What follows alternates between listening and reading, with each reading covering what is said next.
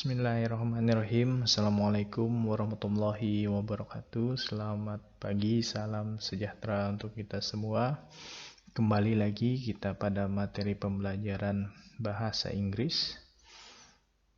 Kali ini kita akan membahas salah satu bagian terpenting ketika kita ingin mempelajari bahasa Inggris, yaitu kita wajib mengenal susunan kosakata pendukung ketika kita ingin menulis maupun ketika ingin berbicara. Kalau minggu yang terdahulu kalian sudah mempelajari bagaimana kata benda, bagaimana kata sifat yang digunakan untuk mendeskripsikan kata benda. Sekarang kita akan mempelajari satu bagian terpenting ketika kita ingin berbicara maupun menulis, yaitu kata kerja, ya. Itu kata kerja, yang mana kata kerja ini merupakan kata ya untuk menunjukkan action. Kita sama ketahui action ya adalah sebuah kata kerja ya. Jadi ketika kita menggunakan verb ya, istilahnya verb, jadi kita ingin menunjukkan bahwa kita sedang melakukan sesuatu ya, atau melakukan pekerjaan. Nah, bagaimana tipe-tipe kata kerja yang bisa kita gunakan untuk pendukung dalam kita membuat kalimat maupun ketika kita kalimat untuk bicara. Penasaran? Mari kita lanjutkan ke slide berikut. There are three types of verbs. So there are three types of verb. Ini artinya ada 3 jenis kata kerja yang kita gunakan ya pada umumnya ketika menulis maupun berbicara. Yang pertama ada actions, linking, dan helping. Actions ini adalah kata kerja murni ya, kata kerja murni. Ketika kita ingin menunjukkan kita makan, kita tidur itu adalah sebuah action kan. Kita belajar dalam bahasa Inggrisnya study, kalau tidur sleep, kalau makan eat. Nah, jadi jenis-jenis kosakata seperti itu namanya actions ya. Jadi nama kata kerjanya actions. Nah, berbeda dengan linking. Linking adalah kata hubung ya, kata hubung yang sering kita gunakan. Kata hubung yang sering kita gunakan, misalnya ada is, ada am, ada are, itu adalah kata hubung. Baik. Helping, bagaimana helping? Helping itu sering disebut dengan modal atau kata kerja bantu. Kita akan lihat bagaimana kata kerja action. Di sini ada contoh, ada run, ada hide, ada walk, ada swim, ada talk, ada play. Ini adalah kata kerja action, di mana kata ini ya menunjukkan apa yang dilakukan ya, apa yang dilakukan. Contohnya di sini ada gambar ya, ilustrasi orang yang berenang, maka swim berarti I swim, berarti saya menunjukkan bahwa saya berenang. I swim, swim action, maka swim itu ya menjelaskan bahwa si saya I ini tadi berenang. Oke.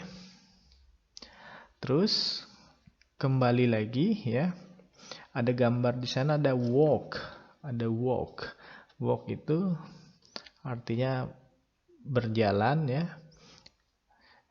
Kalau ini bukan berjalan, ini berlari ya, run. I run, saya berlari. Karena walk, berjalan, I walk. Terus I play, saya bermain ya. Ini I play, saya bermain. Ini ada orang gambar yang bersembunyi di semak-semak. I hide, berarti actionnya sedang bersembunyi ya, ingin menyatakan bahwa dia bersembunyi, maka I hide ya, ini bersembunyi. Nah, jadi ini apabila kalian ketemu dengan kosakata bahasa Inggris seperti ini jenisnya actions. Jadi ketika kalian ingin bicara atau menulis, jadi kalian akan menggunakan kata kerja action namanya. Terus kita lanjut lagi. Ini ada linkin ya, linkin. Linkin verb ini adalah kata hubung ya yang kita gunakan ketika kita ingin menjelaskan kata benda ya, kata benda atau kata sifat. Contohnya seperti ini, Mark is a football player. Ini namanya adalah linking verb ya, linking verb. Dulu orang menyebutnya dengan to be namanya, to be. Nah, kalau kita menggunakan istilah linking, dia adalah kata kerja hubung namanya.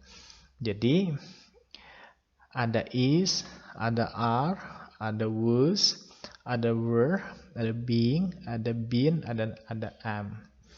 Kalau is ya, ini sering subjeknya adalah she, he, is. Jadi wajib diingat, is itu she, he, is. Sorry, she, he, it. Jadi misalnya kita ingin menyatakan misalnya Linda cantik, maka Linda adalah she, berarti Linda is beautiful. Nah, seperti itu. Linda is beautiful. Nah, terus bagaimana dengan are?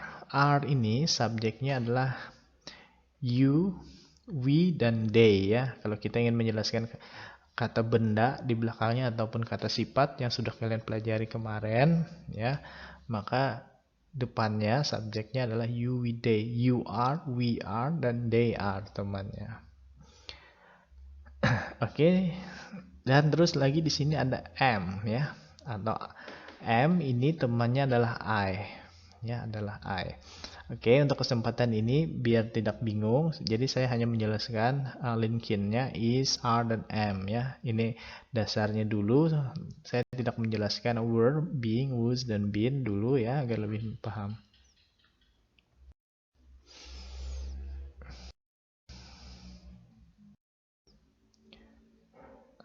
Oke, selanjutnya ada istilah ya, helping. Ada kata kerja bantu. Kata-kata kerja bantu ini ya sering digunakan untuk menyatakan seperti will. Susi will go to the store ya. Berarti Susi akan pergi ke store, ke ke pasar bisa ya, atau ingin pergi ke mall. Nah, untuk will ini istilahnya ada kata kerja bantu. Peletakannya ya selalu di depan kata kerja action. Jadi ingat, peletakannya selalu di depan kata kerja action. Tidak pernah Susi go will, tapi Susi will go ya. Nah, terus contoh-contohnya helping itu bisa dilihat ini ada can ya, can itu dapat atau mampu ya. I can, you can, she can, he can. Kita bisa menggunakan kata kerja bantu, contohnya can. Terus tadi ada will ya. Terus ada must. Must itu harus ya. Kalau should seharusnya. Saya juga hanya menjelaskan can, will, should, dan must. Yang bagian lainnya nanti akan saya jelaskan ya. Karena yang dasarnya dulu can, should, must, dan will ya. Ini bisa kalian gunakan ya. Yang mana can artinya dapat atau mampu, will akan, should seharusnya, dan must harus ya, seperti itu. Baik mahasiswaku sekalian, itulah jenis dari kata kerja ya. Jadi ada 3 jenis kata kerja. Yang pertama ada actions, ada linking, dan ada helping. Sekali lagi, actions ya digunakan untuk menunjukkan apa yang kita lakukan ya. Jadi banyak sekali kata kerja. Contohnya seperti yang saya sampaikan, ada play, ada eat, ada swim, ada sleep, terus ada walk, ada hide, itu tadi ya. Terus juga ada lagi linking verb ya. Linking verb ini adalah kata kerja hubung, dimana kalau kita ingin menjelaskan kata sifat dan kata benda, kita akan menggunakan kata hubung. Contohnya ada is, am, dan are. Is, subjek di depannya selalu akan ada she, he, dan it ya. Jadi perlu diingat. Sedangkan are itu subjek depannya adalah you, we, dan they.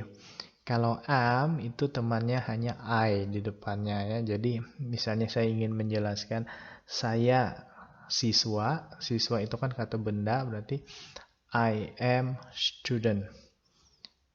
Ya.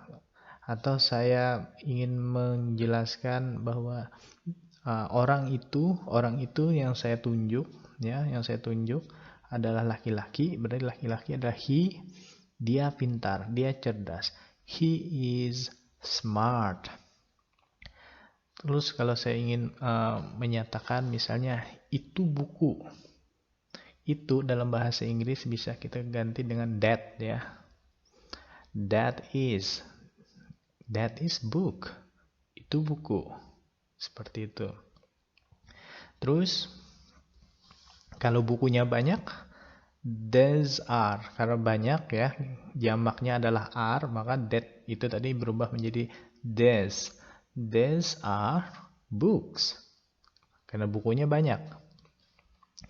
Oke, itu penggunaan linking ya. Menggunakan linking. Kalau kita ingin menjelaskan kata sifat maupun kata benda, maka kita memerlukan kata kerja hubung untuk membantu menjelaskan apa dari subjek ini tadi. Oke, selanjutnya kita akan mengenal lagi yang sudah saya jelaskan. Ada kata kerja helping ya, helping. Kata kerja bantu, ada will yang mana artinya akan, can dapat, should seharusnya ya, must harus. Jadi kalau kita ingin dia harus belajar, berarti she must study. Oke, she must study. Letaknya di mana? Helping selalu ada di depan kata kerja actions, di belakang subjek ya. Kalau untuk helping bebas, semuanya bebas, tidak ada batasan untuk subjek apa ya. Itu berbeda dengan linking. Kalau linking subjeknya berbeda-beda ya, berbeda-beda dengan penghubungnya. Tapi kalau helping ini bebas semuanya. I can bisa, she can bisa, you can bisa, we can bisa, they can bisa. Seperti itu. Baik, apabila kalian ada pertanyaan, silakan kontak saya melalui my WhatsApp, Messenger ya. Saya akan selalu memberikan umpan balik atau feedback dari pertanyaan kalian.